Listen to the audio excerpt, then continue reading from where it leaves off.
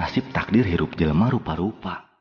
Aya anu hirup awalna ti turunan jelema aya oge anu emang ti dituna sederhana saaya-aya. Urang salah sahiji jelema anu emang takdirna lahir tina gurat keluarga anu teu loba harta. Ukur kieu ayana ukur boga kadaek jeung kabisa, daek diajar ngarah bisa. Matak wajar lamun dina kisahna loba pisan ka urang anu ngahina.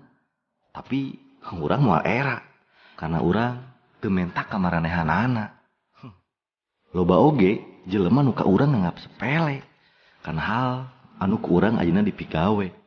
Tapi bae we karena urang yakin Allah mah teu pernah sare.